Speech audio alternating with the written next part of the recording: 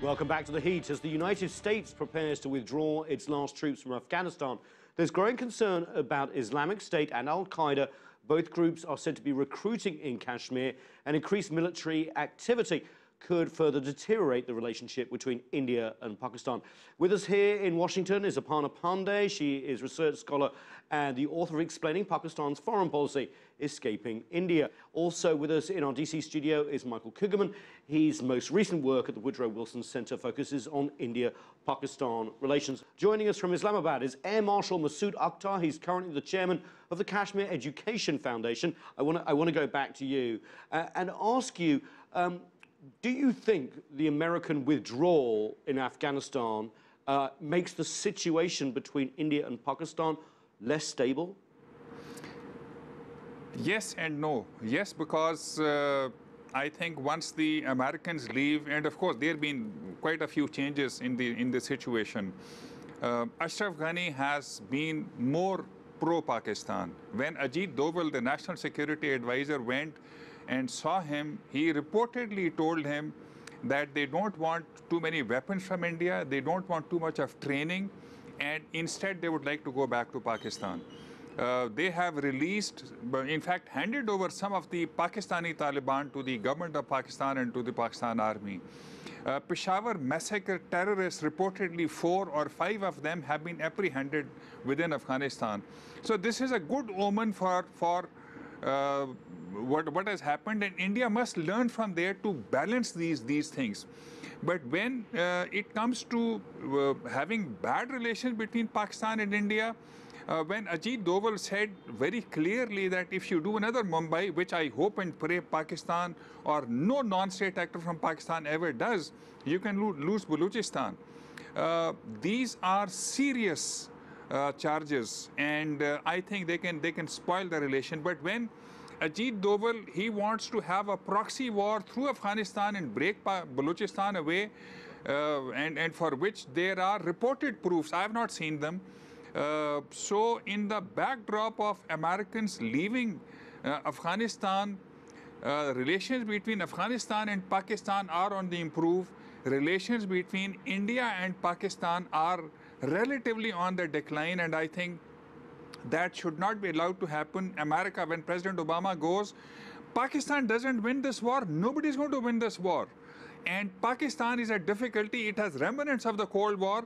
Where do Lashkar-e-Toiba draw strength from? Cold War, from India egging on, and of course by attacking our borders, and of course what the sentiments are there in Pakistan for Kashmir. So these problems lingering on, I'm afraid it's not going to be good. Aparna, I just want to pick up on the fact that US President Barack Obama is going to be in New Delhi, your hometown. Yeah. Also at a time when there is a big push for better relations with India, strategic relations with India. Can that make a difference? Yes, it can. I mean, I believe that India-US relations have improved vastly in the last 2 decades, but the fact that a sitting American president is visiting India for the 2nd time in his term makes a difference. Is attending India's Republic Day parade. It's more than a symbol. It's actually that an attempt by Washington to once again try and build a strategic relationship, a really deep strategic relationship with India. And it's going to have an impact on US ties with Pakistan and India-US-Pakistan. India-US of to the detriment of Islamabad. I mean, there's been But the thing is that, you know, if you see things as a zero-sum game, everything is a detriment.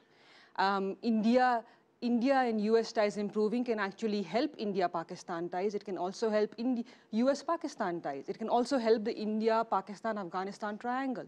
Michael, do you think it's still a zero-sum game? Because India and Pakistan have looked at that way for generations.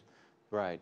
I mean, the U.S., it's a tricky situation. I think that the U.S. is certainly in a position where it's ready to really build on its relationship with India, and we've been seeing that over the last few months. But there are a lot of tension points in this relationship with New Delhi, but chief among them, I would argue, is the fact that the U.S. has or wants to have a good relationship with Pakistan. And I do think that India does, or some in India, resent the fact that even as the U.S. wants to pursue deeper relations with New Delhi, it continues to cling to the idea of remaining close to Pakistan and certainly continuing to provide a lot of billions of dollars in aid to a Pakistani security establishment, which does have ties to non-state actors that have targeted and attacked and killed Indians. So that's something that's going to need to be worked on in the months ahead.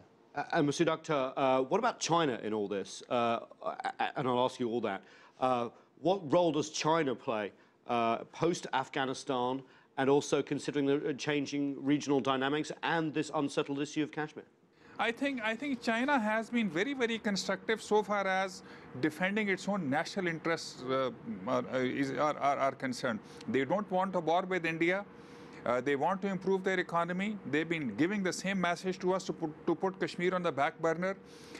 And they're also wanting now to increase their role in the backdrop of the ISAF and US withdrawal from Afghanistan, in Afghanistan, which is a good omen. And I think America has been egging China on, which is good. But just getting back for once to what was said a little while earlier about the American role, I think both the guests are absolutely right. Senator Kerry carried this message when he came to Pakistan from India. And when we talked of the Indian involvement in Balochistan through proxy war from Afghanistan, he said, look, this is an assumption. So this was a message from America. Both America and China can play, and I think are playing a constructive role. By doing what? Pakistan doesn't win this war, nobody's going to win this war. Pakistan, India, both must de-escalate on Kashmir. Pakistan must learn that the plebiscite is way off the horizon. And right now, we will have to accept some kind of solution which Musharraf and Nawaz Sharif had been working on, and I think track to diplomacy I'm talking of. India must understand they must de-escalate and pull out some of the forces. Then China and America can play their role to help us de-escalate. Aparna Pande, I just want to pick up, President Xi Jinping went to India. There was a perceived diffusion of tensions on the border. China's role here? India-China ties have improved. And I believe they are an example for India-Pakistan ties. If India and China if China can be one of India's top bilateral trade partners, despite the border conflict. Again, President Jinping's visit was wonderful, but if you recall, there was this border tension. And therefore, at the end, the joint press conference never took place. However, ties continue, trade ties continue. Why can't it happen with India-Pakistan? However, with respect to China's role or the role of the international community, India believes it's a bilateral issue between India and Pakistan, and therefore, the only role the international community can or should play is to encourage Pakistan to get rid of the jihadis within its net. Otherwise, no other role. And you're right, New Delhi has pushed back on the UN's involvement for decades and continues to do so. Michael, what's your view of how the regional dynamic aids or does not? Well, China's role is important. I think that the interests of China and India are starting to converge more and more in South Asia and certainly in Afghanistan. Both China and India have significant economic assets in Afghanistan. They both value stability for the same reason. And at the end of the day, we need to look at what China has been doing really just in the last few weeks. It reportedly hosted a delegation of Afghan Taliban officials. China has wanted to take in my view, an unusual diplomatic role in trying to pursue any semblance of reconciliation in Afghanistan. And I think that all parties here, regardless of where you stand, would agree that some semblance of stability would be a nice thing in Afghanistan. And with the foreign troop withdrawal, I fear things could get a lot worse before they get better. So if there is some sort of attempt, led by the Chinese in this case, for some sort of reconciliation in Afghanistan, I think that's a very good thing. Okay, last thought from all of you. Aparna, you first. How can we move forward? What confidence-building measures between Pakistan and India are needed? Is it the handing over of suspected terrorists, for example, in the 2008 Mumbai attacks?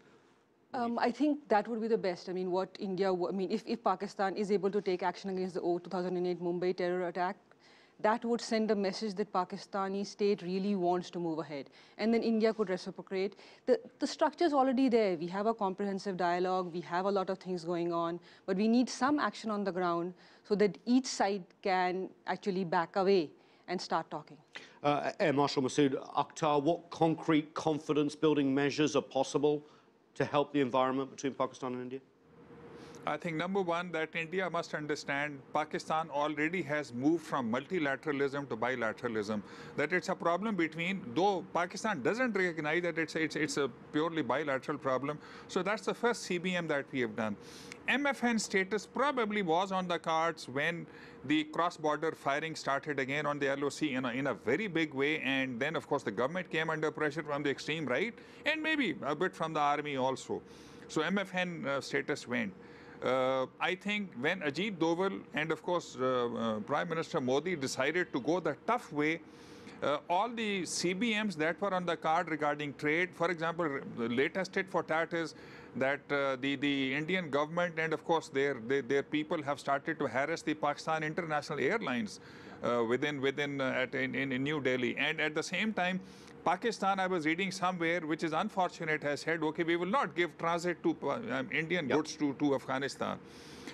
Unless and until both de-escalate and learn to see the reality and see that the biggest CBM will be understanding that the biggest national security interest is to fold both sides extreme right, and then some more CBMs will be possible. Till then, I'm afraid it's going to be a tough walk. Michael, just a last word, just a few seconds. What could be constructive here? I think, honestly, both sides need to step away from security. I mean, Pakistan wants the discussions to start on Kashmir, which India doesn't want. India wants the discussions to start on the issue of Mumbai terrorist attacks and legal action. I think they should step away and focus on what we've already discussed here, is normalizing trade relations. This would be a huge confidence-building measure. I agree it's a hard sell, but I think it's worth trying for, and it could really serve as a springboard for perhaps discussions on wider, dicier issues. Thank you all very much. Fascinating discussion. That's all, unfortunately, we have time for, but the conversation continues online. Join us on CCTV America's Facebook page to comment on this or any show, or chat with us on Twitter at cctv_America. I'm Nathan King in Washington, D.C. Thanks for watching.